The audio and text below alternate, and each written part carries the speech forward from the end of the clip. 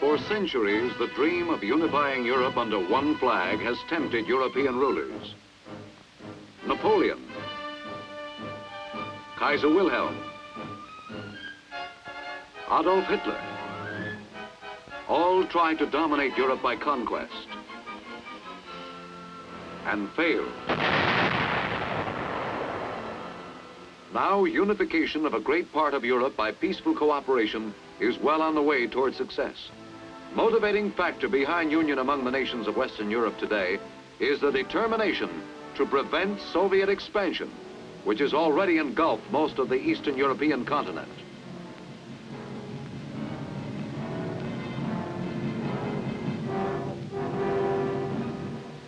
With help from the United States under the North Atlantic Treaty Organization and the Mutual Defense Assistance Program, the free countries of Western Europe are attempting to resolve traditional differences and present a unified front against any future Soviet communist aggression.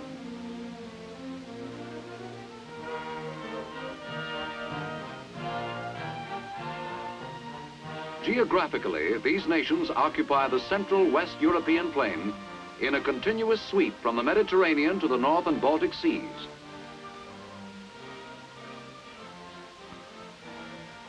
They are the commercial and industrial core of the continent.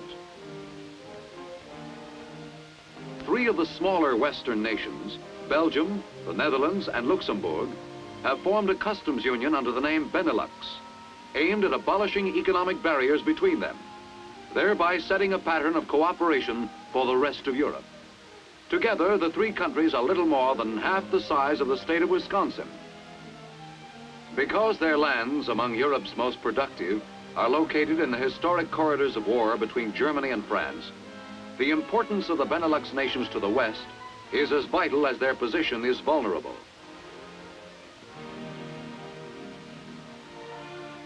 All three countries have similar historic backgrounds. Throughout past centuries, their lands came under the influence of powerful Spanish, French, and Austrian rulers.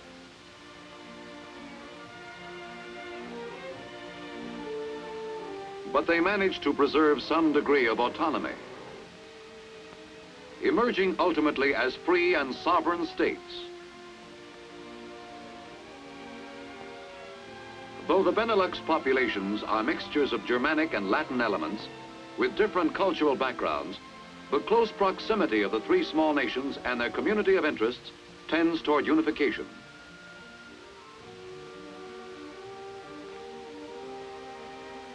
French is the major language of Luxembourg.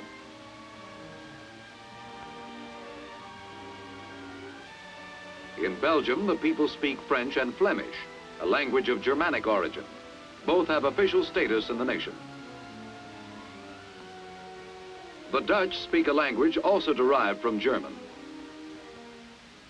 Religious followings in the three countries are divided largely among the Protestant and Roman Catholic faiths. But all faiths are allowed equal rights of worship.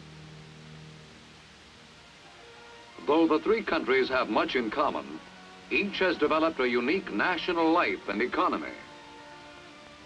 Luxembourg, smallest of the Benelux Union nations, is despite its size an important member. The country, which suffered heavily in the Battle of the Bulge in World War II, has made one of the most remarkable recoveries of any of the lands overrun by the Nazis. Today, Luxembourg is in a position to make a substantial contribution to the prosperity of Europe.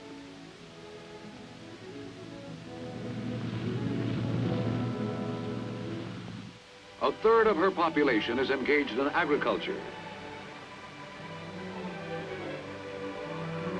Principal crops are oats and potatoes.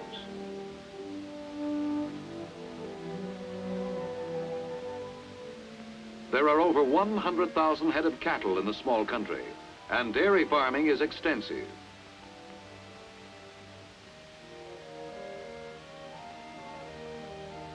Along the Moselle River, rich vineyards provide an important yield to the national economy.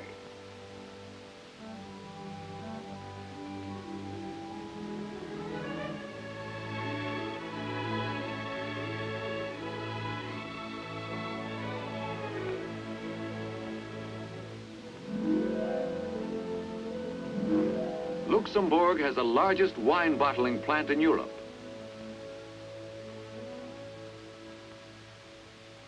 Manufactured products for domestic and foreign markets include cigarettes, furniture, and leather goods. Little Luxembourg is the 7th greatest iron ore producing country in the world.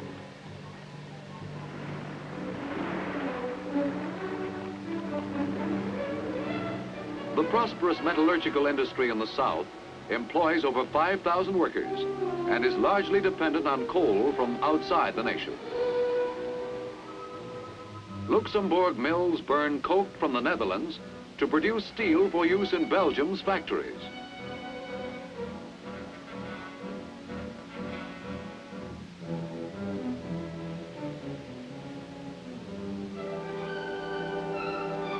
In 1948, under the United States European Aid Program, the Belgium-Luxembourg Economic Union, a forerunner of Benelux, received $270 million.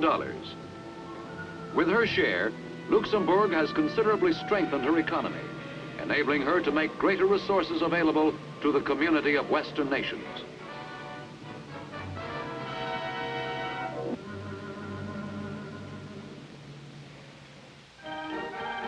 Belgium, a vital contributor to the Benelux Union, has come a long way from its provincial past, a progress reflected today in the gaiety and verve of its capital, Brussels.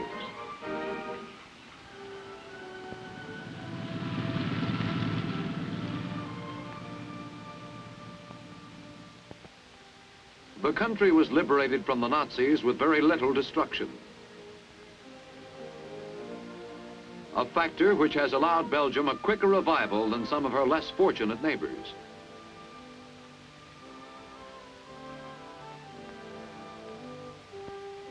Symbol of recovery is the renewal, with United States aid, of work on the long postponed tunnel between Brussels North and South stations, which will facilitate movement of rail traffic linking Belgium with the rest of Europe.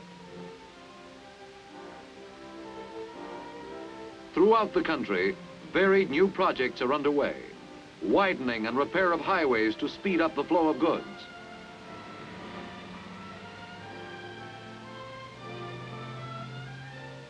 Improved postal service.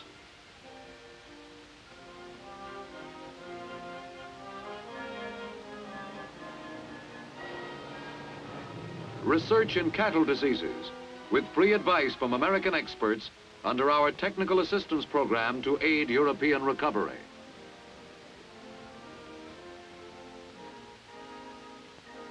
The liberation of Antwerp from the Nazis in September 1944 secured strategic harbor facilities for the Allies, greatly aiding the campaign into Germany. Possession of this key port was considered a major factor in Allied plans to end World War II.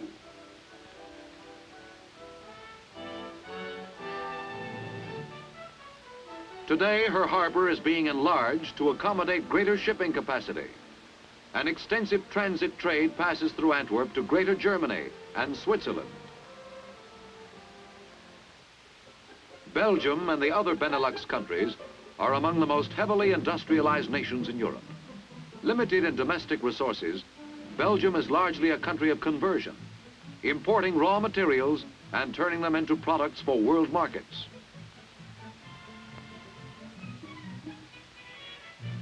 Belgium refines copper and mines and smelts zinc and lead.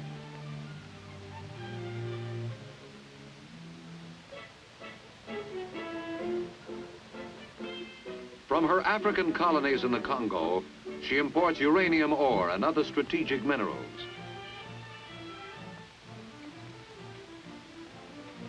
The entire industrial life of Belgium has undergone a fundamental change in recent times due to the increase of industrial workers.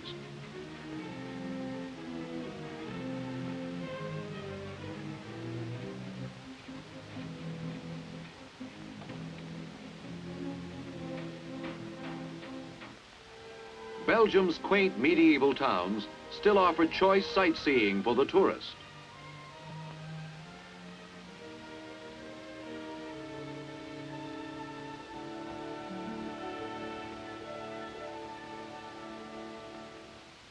But the grim memory of war still hovers over the land, a reminder of the determination of free men to unite for the preservation of their freedom.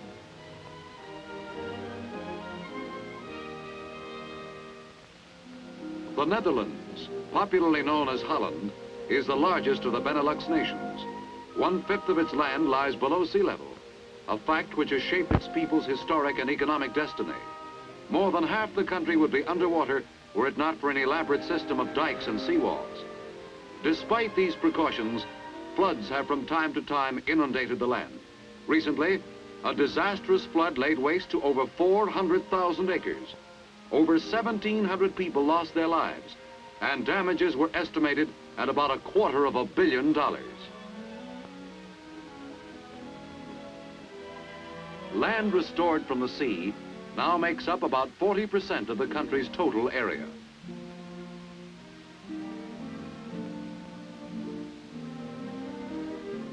Over the centuries, the Dutch have grown expert at draining and reclaiming their soil. Research laboratories under government aid carry on continuous experiments aimed at improving reclamation and soil protection methods.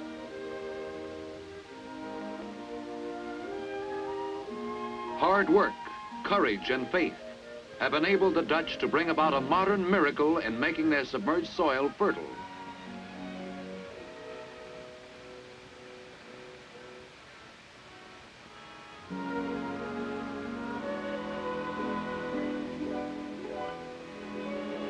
The Netherlands' agricultural lands will have been increased by 10% when current reclamation projects are completed.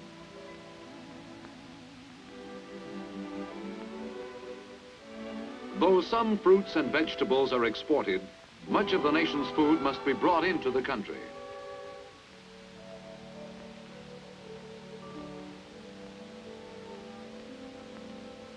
Modern sources of power have largely replaced wind power. However, many of Holland's traditional windmills are still in use to pump water from the low-lying lands up to the higher sea. Horticulture is one of the country's chief activities. Holland is famous for its cultivation of tulips. Export of flower bulbs to all parts of the world totals about $35 million annually, a substantial part of the national income.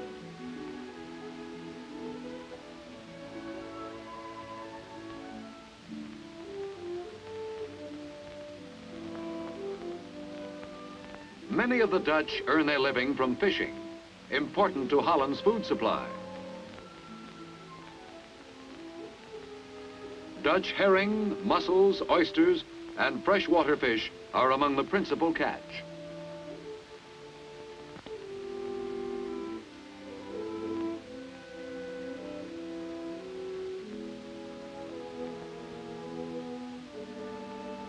Large quantities of the fishing yield are exported. While the Netherlands, like Belgium, must import most of her raw materials, she has rich coal deposits in the southeast, which supply much of the industrial power needed. Coal production per man-hour here is the highest in Western Europe.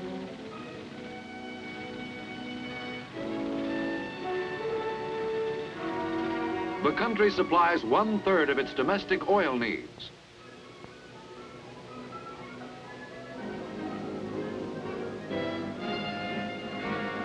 Greater industrialization of the Netherlands followed World War II, when the Dutch, realizing their country's vulnerability, abandoned their traditional policy of neutrality and settled down to the business of producing for national security.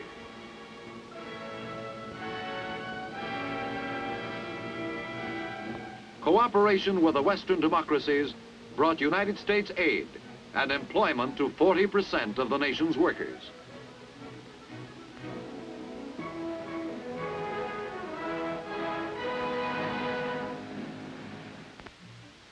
Shipbuilding is one of the major industries. The Netherlands ranks 3rd among the world's shipbuilding countries. The manufacture of textiles accounts for 15% of the Netherlands' total industrial labor. Holland is one of the largest exporters of rayon.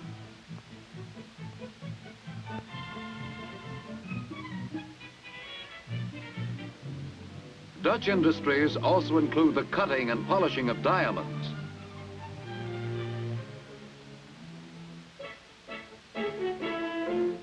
Manufacture of construction materials.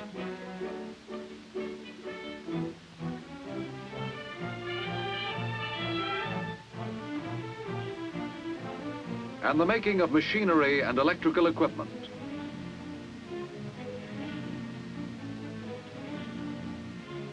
This modern X-ray machine is an international affair.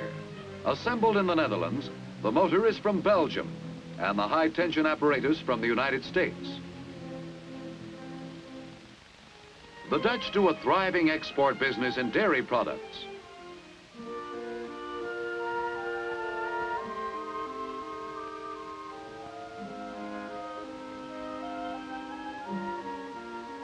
The traditional market at Aklamar is the center of Holland's cheese trade.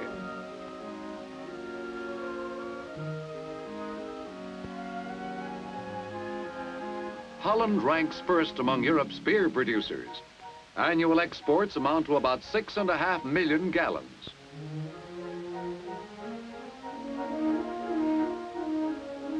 Dutch liqueurs are world famous.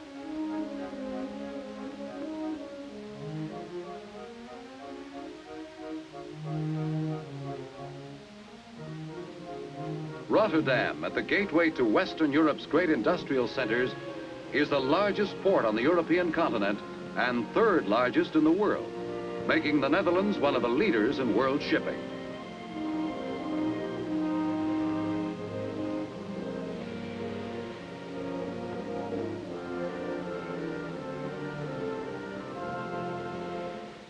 Capital of the Netherlands is Amsterdam, for centuries one of Europe's great financial and trade centers.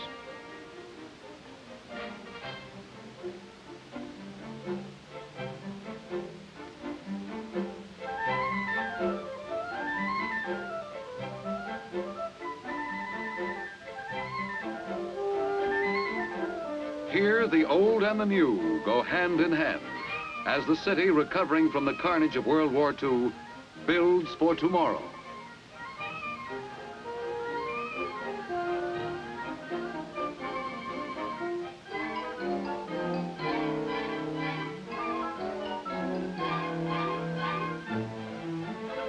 The Netherlands has a population density higher than that of any European country.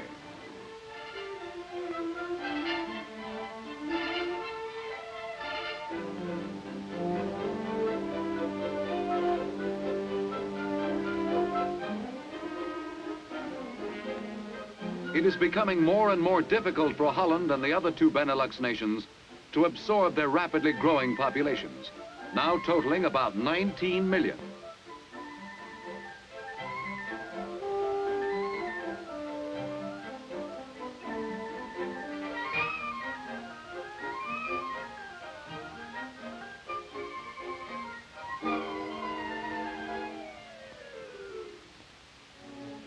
At The Hague, seat of the Dutch government and meeting place of historic international conferences, the Netherlands Prime Minister and Cabinet deliberate problems typical of those common to all three of the Benelux constitutional monarchies.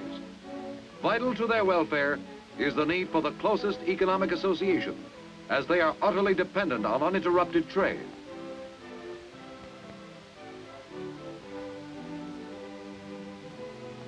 Under the Benelux Customs Union, which was adopted in 1948, Belgium, the Netherlands, and Luxembourg agreed not to levy duties on each other's imports. Eventual achievement of their goal of complete economic union will increase production and prosperity in all three countries and give them greater security. Sovereignty and the sense of national allegiance remain strong among them, but the past has taught them that their salvation as individual nations depends not only on cooperation among themselves, but with the larger units of the West European Union. All three are committed to the support of the North Atlantic Treaty Organization and participate in joint maneuvers.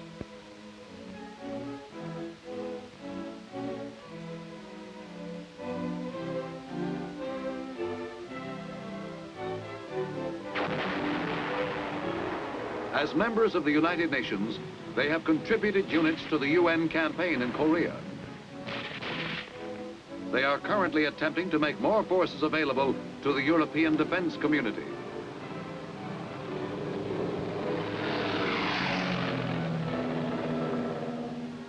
The Benelux Union is a beginning. It has charted a way for other European nations. In today's world, a united Europe cooperating with other free peoples is no longer a visionary goal. It is a practical necessity. The survival of the free world may well depend on the voluntary agreement among free nations to join all of their resources and stand together firmly against aggression.